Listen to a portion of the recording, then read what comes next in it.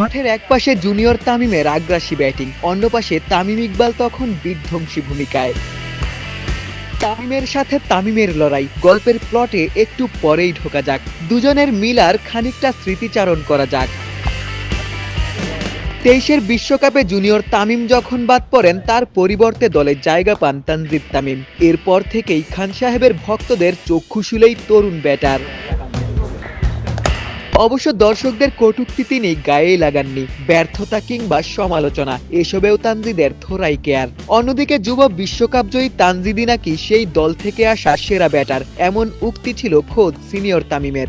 এমনকি অনুজের ব্যাটিংয়ের ফ্যানও বনে যান খান সাহেব। এখনও তার ব্যতিক্রম নয়, ভক্তরা যাই বলুক। দুজনের দেখা হতেই জুনিয়রকে তামিম শুভকামনা জানিয়েছেন। সবশেষ ম্যাচেই যে তিনি সেঞ্চুরি হাঁকিয়েছেন। না, তেমন কিছু বলে উনি কনগ্রেস জানাইছে আর বলছে যে যেরকম ফ্লোতে আছে সেটা যাতে সামনে কন্টিনিউ করি।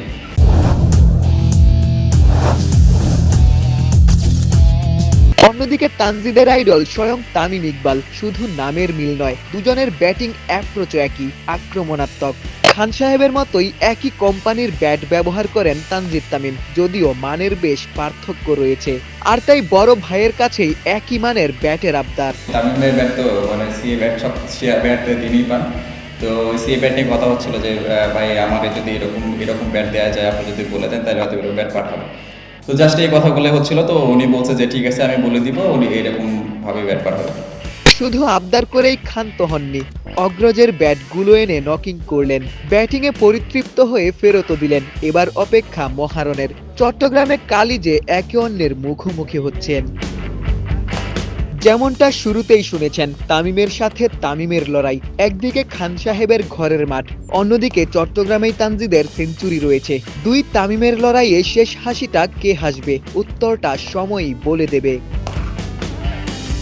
চট্টগ্রাম থেকে আশিক সারোয়ার, নিউজ 24। সব ধরনের ম্যাচেই প্রেশার জিনিসটা থাকবে, তো যে যতটুকু এটা ভালোভাবে হ্যান্ডেল করতে পারে সে তত রিল্যাক্স থাকে। তো চেষ্টা করবো যে প্রেশারে আসুক না কেন, আমি নিজে কাম থেকে নিজের বেস্টটা দিয়ে কীভাবে আমি আউটকামটা দিতে পারি। আসলে দেখেন, যদি এইভাবে চিন্তা করি যে বিগ ম্যাচ, তাইলে হয়তো অনেক প্রেশার থাকবে। জাস্ট আমরা ম্যাচ বাই ম্যাচে যদি আমরা চিন্তা করি, তাহলে কালকের দিনটাও আগের মতোই একটা ম্যাচ। তো চেষ্টা করবো যে আমাদের যে মোমেন্টামটা আছে লাস্ট ম্যাচ থেকে, আমরা যে ভালো একটা শুরু করতে পারছি, একটা ফার্স্ট উইন হয়েছে, একটা বড় জয় আসছে আমাদের, তো সেম মোমেন্টামটা যদি আমরা কালকে ইউটিলাইজ করতে পারি, তাহলে ভালো কিছুই আশা করা যায়।